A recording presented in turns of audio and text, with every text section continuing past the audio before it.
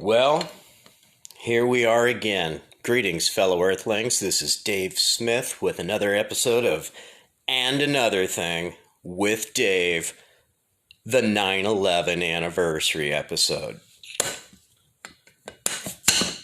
Cheers to that.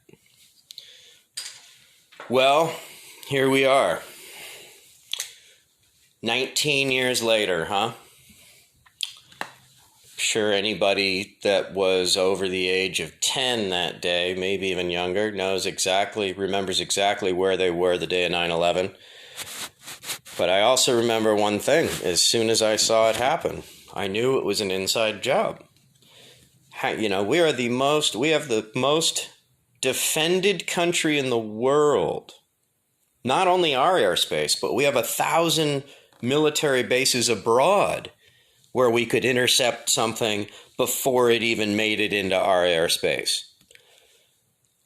So normally, if you fly over protected airspace, you're going to be tracked by a U.S. military or Air Force jet within like 10 minutes.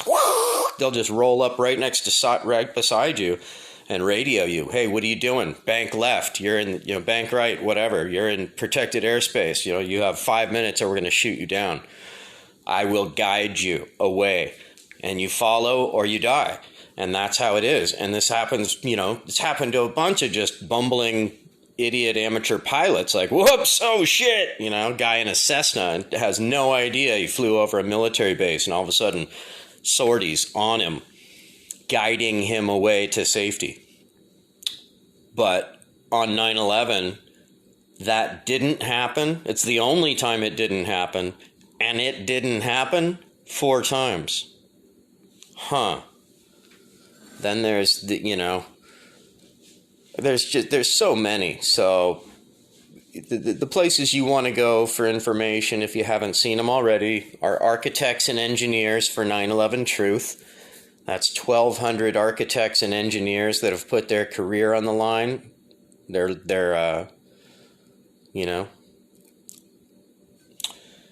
putting their reputation on the line and using their expertise to debunk the official story. And they're not telling you what happened. What they're doing is they're crying out for a real, non-partial investigation because the 9/11 Commission was a joke. It was a kangaroo court set up to fail. Kissinger ended up almost being on it. I mean, come on, when do people testify together? Dick Cheney and Georgie Bush testified together in a closed-door hearing where nobody could hear, and they testified together. The first thing you do in any investigation is you split up the perps, and then you tell them both, hey, your buddy's ratting you out.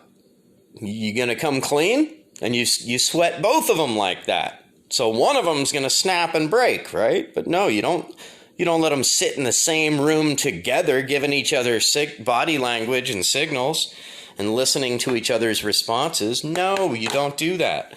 Not even in a murder investigation, let alone a humongous investigation like 9/11.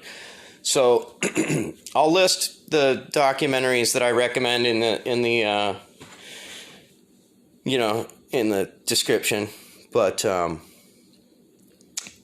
right off the top of my head, it is 9/11 Architects and Engineers for 9/11 Truth, 9/11 In Plain Sight, and then there's one I'll put the link. There's one Aviators and Air Tower Control People.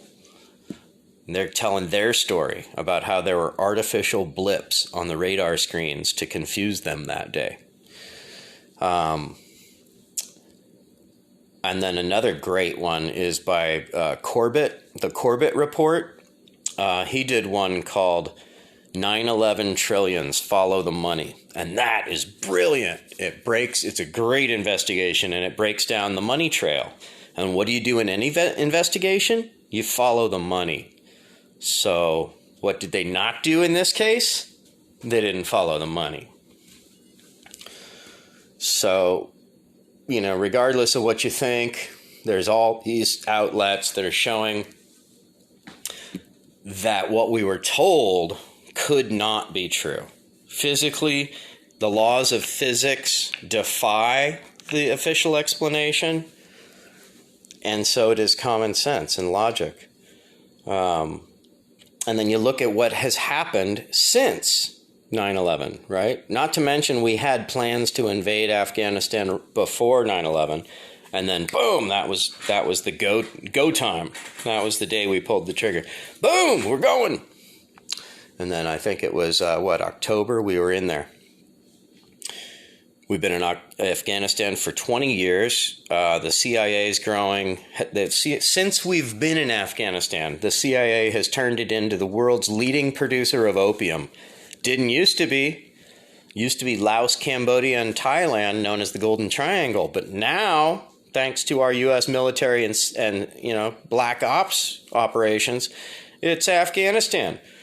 And new discovery since we've been in Afghanistan, it's got huge motherlode deposits of lithium, the main ingredient for electric motor batteries. So we will never leave Afghanistan. Dick Cheney said, "We'll be in Afghanistan for 50 years."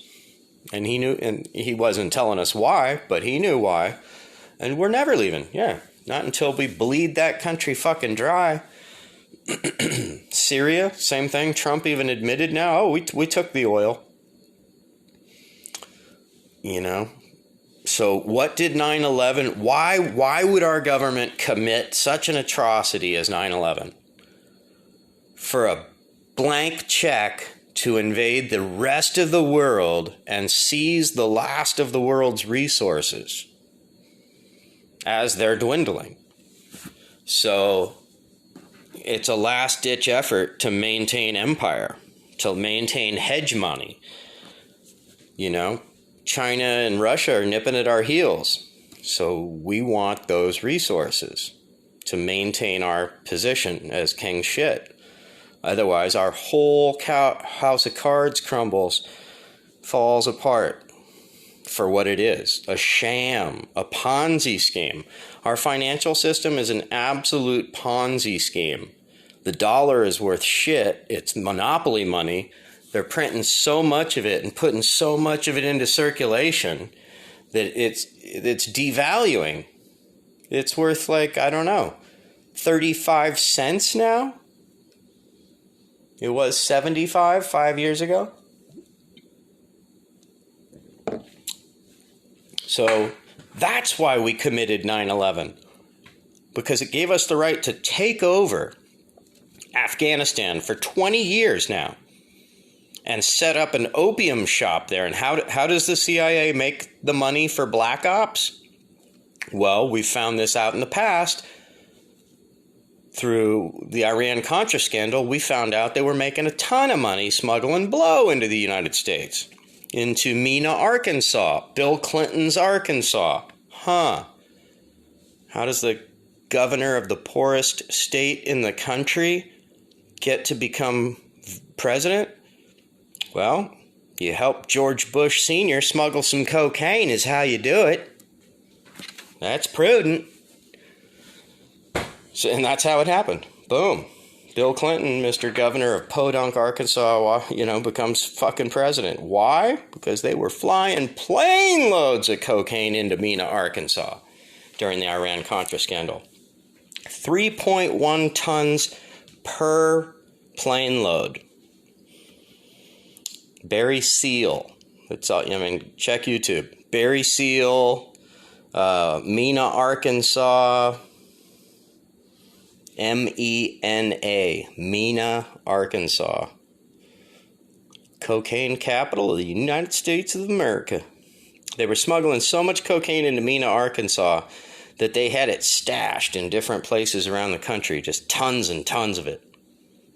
3 tons per plane load, right? So the LAPD raided a warehouse in south central Los Angeles guarded by military police, and they found 22 tons of cocaine in that warehouse.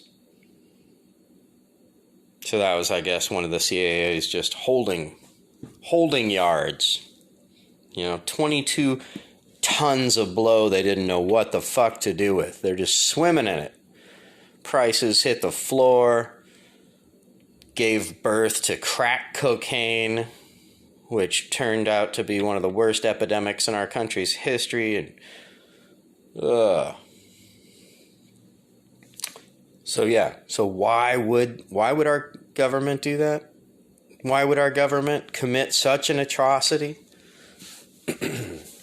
Another thing that most people don't know about is remember the Enron scandal. PG&E is in the news a lot now because they're killing people with forest fires and explosions. But PG&E was tied to the Enron scandal in the 90s, late 90s. And so they were manipulating the energy market. PG&E was found guilty of taking power plants offline and then increasing the cost because they said, supply and demand.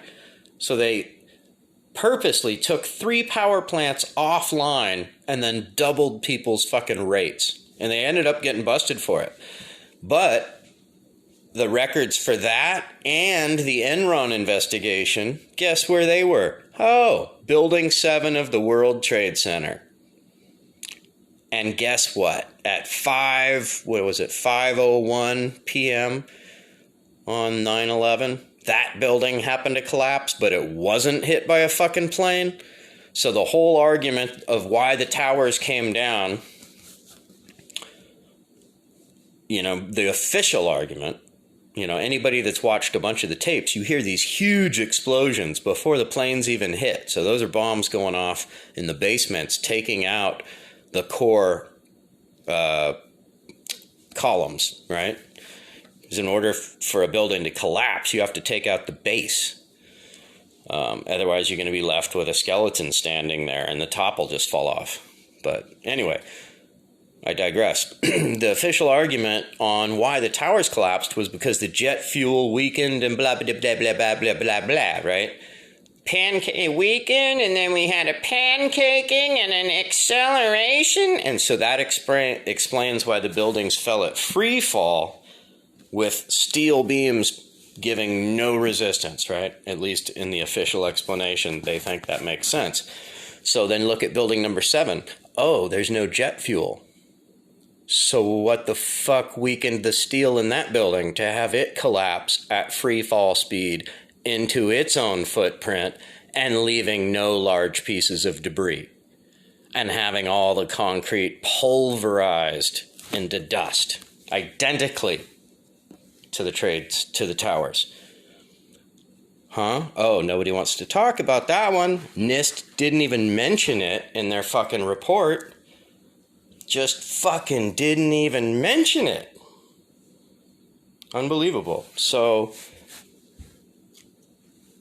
for most of us, we get it and we know what's going on, but there's some people who still don't think our government was in on 9/11.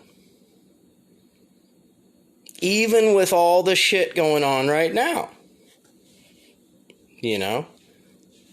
Stealing Iraq's oil, stealing Syria's oil, bombing fucking, the shit out of 7 different countries.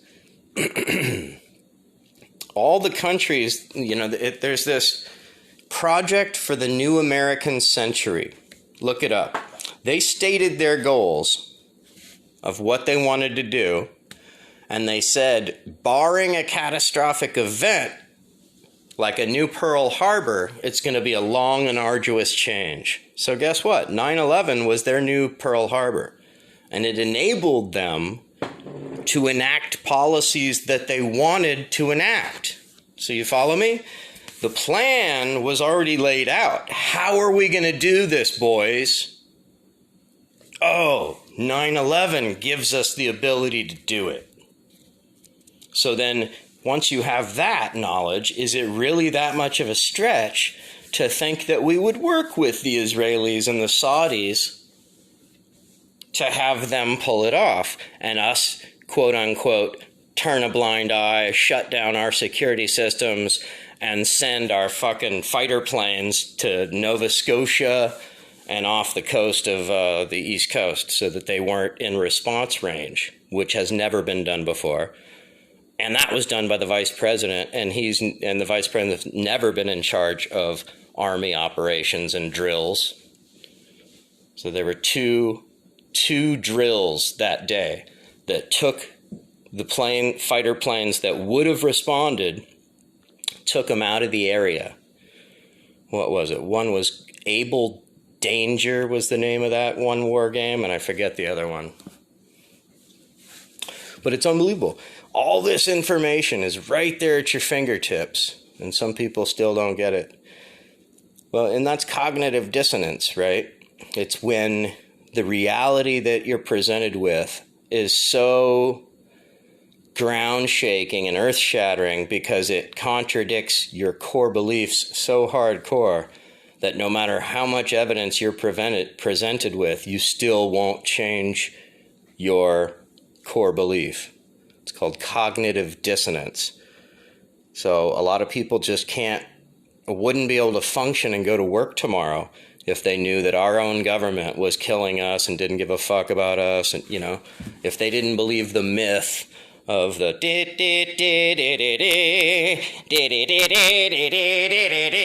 they didn't believe all that fucking Yankee Doodle Dandy shit, they might not be able to function. So for a lot of people, it's just like, don't talk about it,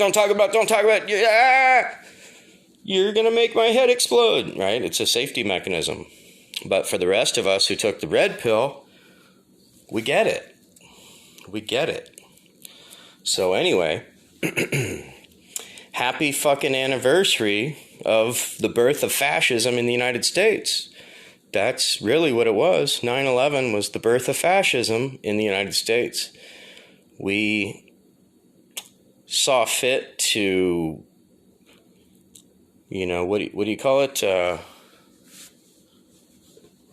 Preemptively strike sovereign nations. Preemptive. No excuse, no reason, not a counterattack, preemptive strikes, right? Because it's the exceptionalism of the United States. United States exceptionalism. So it just cracks me up how we're so exceptional, but really we have the third highest mortality rate. Our education system sucks. We're a nation full of fucking morons. What are we great at? What is the United States great at? Creating billionaires now. In the 50s, it was like, oh, the middle class. But there's no middle class anymore. Hell no. There's like an upper middle class and a lower class and the poor. And it's getting worse. Income inequality in the U.S. is the worst it's ever been. All of our presidents are on the same fucking team. They're on the corporate team. None of our presidents have stopped any of these wars, right? George Bush, Obama, Trump. Doesn't matter what they say, they're playing for the same fucking team. The same person's writing their check behind the scenes. So, anyway. Yeah. 9/11.